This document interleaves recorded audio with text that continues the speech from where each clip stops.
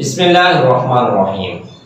غزوہ احد میں شہید ہونے والے صحابہ کرام رضوان اللہ تعالی علیہم اجمعین کے اللہ تعالی جل مجدہ الکریم کے ہاں بہت بلند مقام اور مرتبے ہیں۔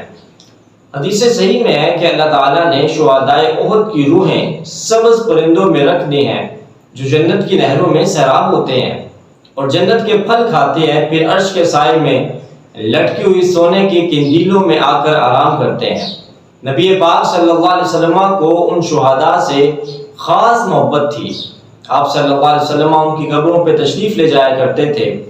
آپ صلی اللہ علیہ وسلم کی نور نظر لخت جگر جناب سیدتنا فاطمۃ الزہرا رضی اللہ تعالی عنہا، آپ تو ہر دوسرے تیسرے دن ان کی قبروں پہ جاتی، وہاں پہ جا کے نماز ادا کرتی اور روتی رہتی اور ان کے لیے دعا کرتی۔ نبی پاک صلی اللہ علیہ وسلم ارشاد فرماتے ہیں کہ یہ شہداء ہیں، تم ان کے پاس آ کر سلام کرو، جب تک زمین و آسمان قائم ہے جو بھی انہیں سلام کرے گا یہ اشخاص انہیں جواب دیں گے۔ شہداء احد کی تعداد تقریباً 70 کے قریب تھی۔ رسول اللہ صلی اللہ علیہ وسلم نے ایک ایک قبر میں دو شہیدوں کو دفن کیا۔ ان کی شہادت کے تقریباً 46 سال بعد مدینہ مکرمہ میں سیلاب آیا تھا، جس کے بعض شہداء کی قبریں جو ہے وہ بھی متاثر ہوئی تھی۔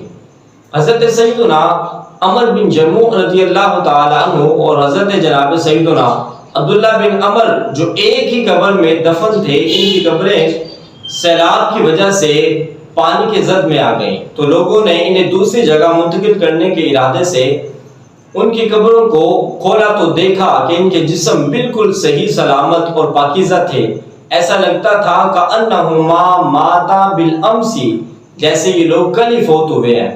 بلکہ ایک صحابی نے تو اپنے زخم پہ قبر کے اندر ہاتھ رکھا ہوا تھا، اور جب اسے ہٹایا گیا اور پھر اسے چھوڑا گیا تو وہ واپس اپنی جگہ پہ یوں پلٹ گیا کہ جیسے کسی زندہ انسان کا ہاتھ اپنی جگہ پہ چلا جاتا ہے۔ اسی غزوہ میں سید الشہداء حضرت جناب سیدنا امیر حمزہ رضی اللہ تعالی عنہ بھی شہید ہوئے۔ سیلاب ہو یا کوئی دوسری آفت، یہ سب اللہ تعالیٰ جل مجدہ الکریم کی طرف سے ہوتی ہیں۔ ہمیں ان پہ صبر کرنا چاہیے۔ صبر کریں گے تو اجر عظیم کے مستحق بنیں گے۔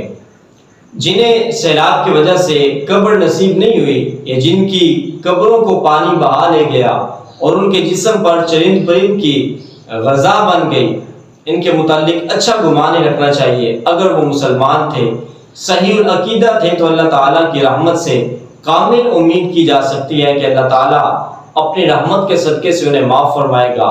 اللہ تعالیٰ جتنے بھی احباب آج اس آزمائش میں مبتلا ہیں، اللہ تعالیٰ ان کی آزمائش کو جلد دور فرمائے۔